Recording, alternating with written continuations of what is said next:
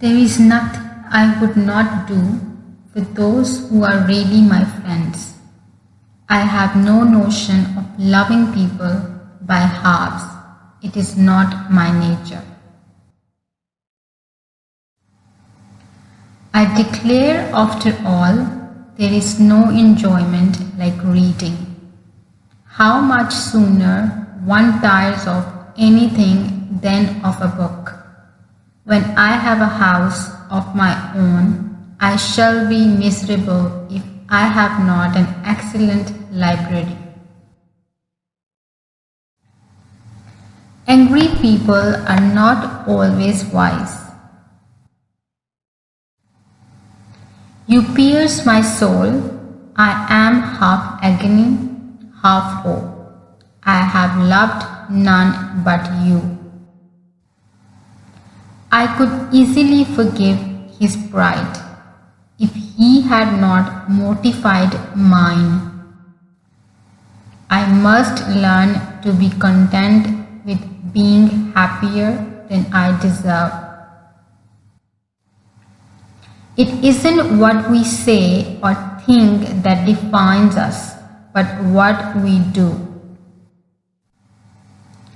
Friendship is certainly the finest balm for the pangs of disappointed love. I have not the pleasure of understanding you. I may have lost my heart, but not my self-control. When I fall in love, it will be forever. Nothing ever fatigued me but doing what I do not like. Know your own happiness. You want nothing but patience, or give it a more fascinating name, call it hope.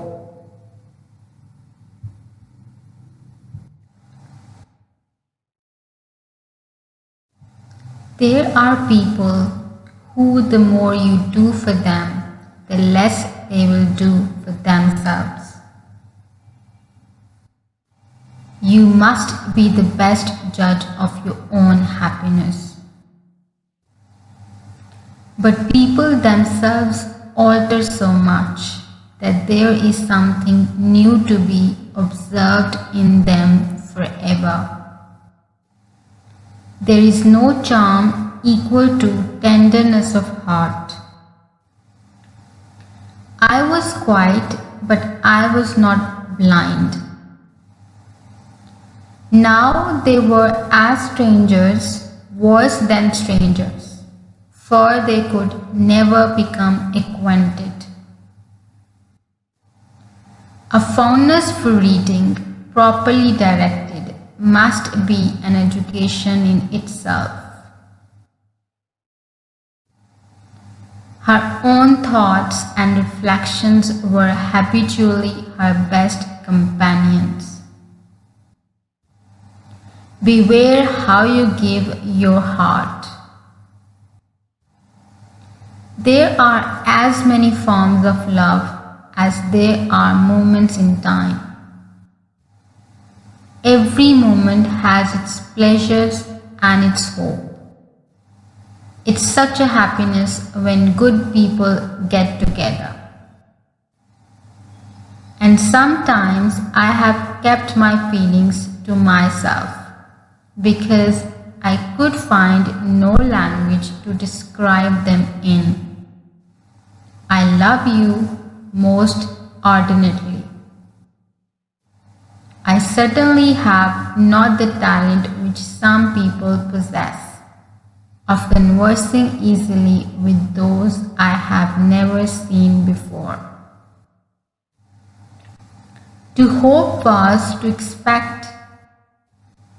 It is very often nothing but our own vanity that deceives us.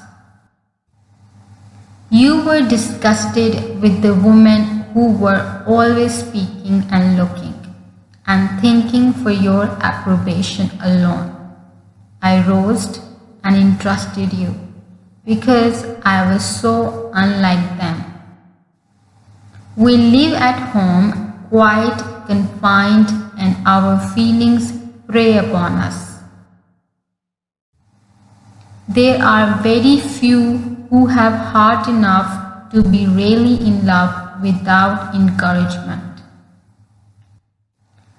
Everybody likes to go their own way, to choose their own time and manner of devotion. My courage always rises with every attempt to intimidate me.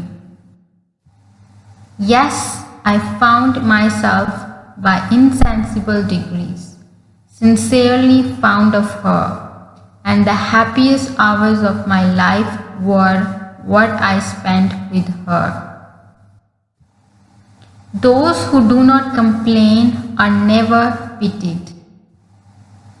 My affections and wishes are unchanged, but one word from you will silence me on this subject forever. What is right to be done cannot be done too soon. What one means one day, one may not mean the next. Circumstances change, opinions alter.